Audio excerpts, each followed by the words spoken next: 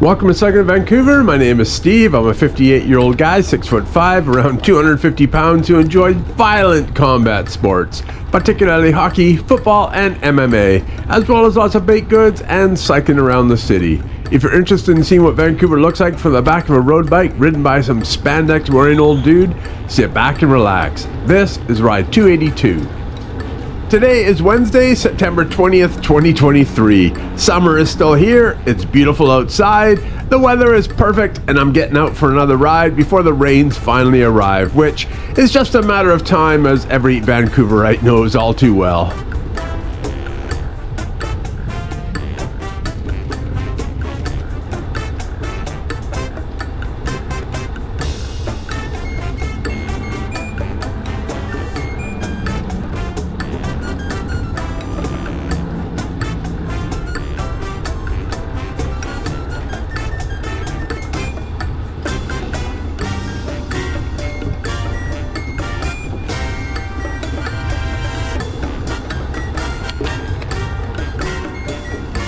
For this ride, I'm going to head to Stanley Park and then off towards the Fraserview area in southeast Vancouver.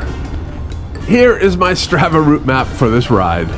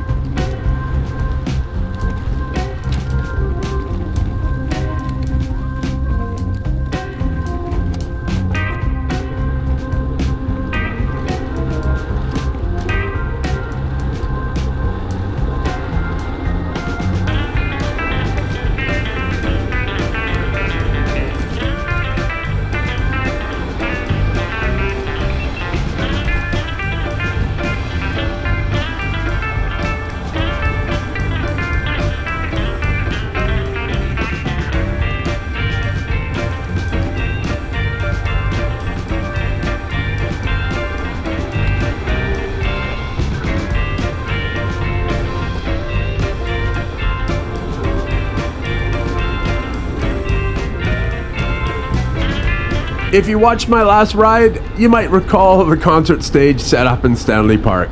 I checked online to see who was playing, and surprise, surprise, I didn't know any of the performers. That shouldn't be a shock. I'm pretty old now.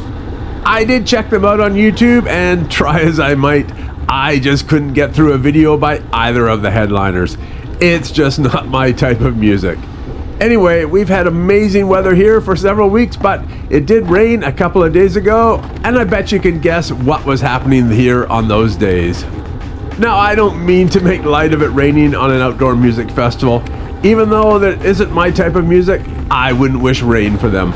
I am quite aware of what it's like to get rained on at a music festival. In 1989, back when I was 24, yeah, a long time ago, I went to the UK with a couple of friends, and we ended up going to the Reading Music Festival. Reading is an annual 3-day music festival held on some bank holiday weekend in August. I was actually reminded of that festival a couple of weeks ago with the death of Shane MacGowan, lead singer for the Pogues. The Pogues were one of the headliners at Reading that year. I'll take this opportunity to share a few memories from my wet Reading weekend. Our friend Spike drove us to Reading on the Friday afternoon. It was a beautiful sunny day, and as we were nearing the festival site, Spike lit up a very large joint. And just after we finished it, we were stopped at a police blockade and instructed to pull to the side and get out of the car. Spike pulled over, we all got out, and a squad of 4 or 5 officers then started searching the vehicle. Spike had something hidden in an empty cassette tape box that he'd just thrown on the passenger side floor. Andrew had a large bag of stuff hidden in his sleeping bag, which was tied to his backpack and stored in the hatch. Spike watched an officer search the front area and picked up the particular cassette tape box, and he threw it to the side. Another officer went to the back and pulled one bag out to search. Andrew's bag, of course. The officer went through all the pockets and the main storage area, found nothing, and placed the bag back into the hatch area. Then another officer brought over a dog and had the dog go through the passenger area. The dog spent less than a minute in the vehicle, but apparently didn't give any signal, so the officers soon pulled him out and they left. We were then told the search was complete and we were welcome to continue into the venue. We did, and as we pulled away, Spike quickly pulled out another joint and lit it up. We figured that the dog was so overcome by the scent throughout the car that it couldn't actually localize anything and couldn't indicate where any contraband might be located. That was our welcome to the festival. We were planning to camp for the full weekend, and we were directed to one of the camping areas, essentially an empty field. We quickly set up our big tent and, like good Canadians, left lots of space between us and the neighboring tents. We then headed into town to get some liquid supplies. We noticed armed police on rooftops and snipers scanning the festival area. Though we thought that was quite unusual, the IRA was still quite active back then, and a festival like this could be an attractive target.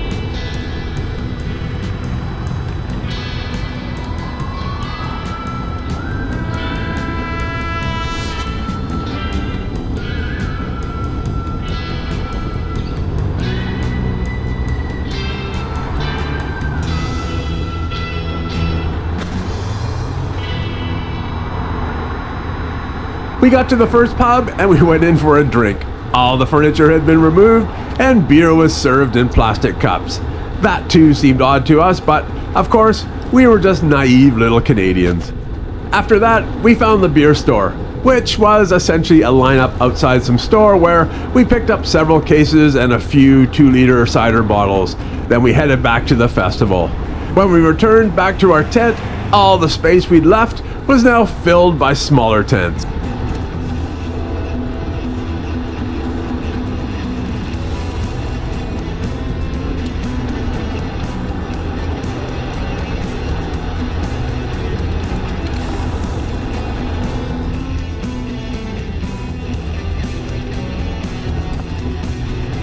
When we woke up the next morning and exited the tent to a beautiful sunny day, a few feet away, some chick dressed in her best punk rock regalia was fixing her hair and checking her makeup in some car's side mirror.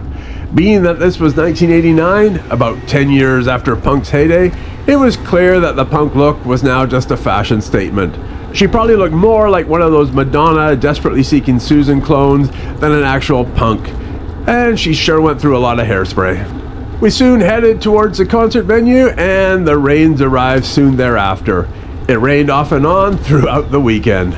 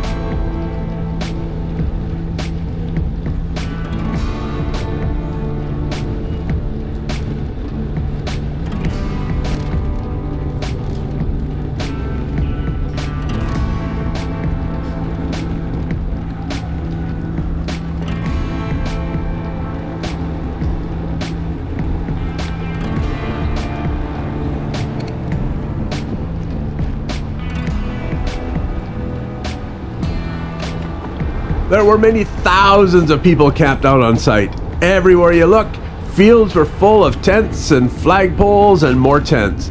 And most of those people were dressed as punks. It seemed kind of funny to us at the time because there were so many people dressed so similarly, they all kind of blended together like a herd of zebras. In fact, we were at a hamburger stand one afternoon when some guy casually walked through the site wearing +4s and swinging an umbrella. He seemed so out of place and was truly radical.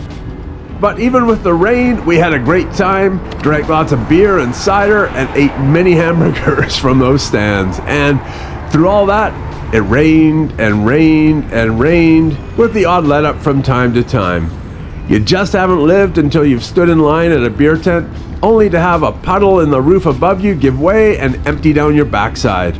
Of course, you can only be so wet before it no longer matters and you just get on with having fun. Well, that's how that weekend unfolded.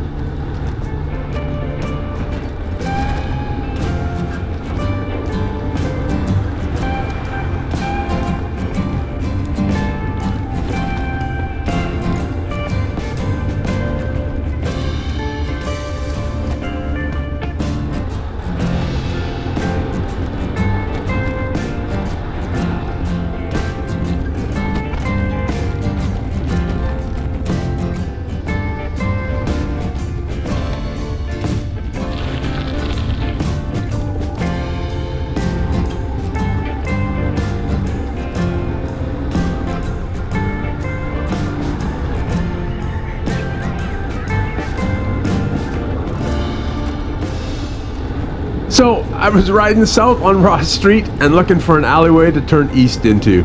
I've ridden Ross Street before, but never this far south.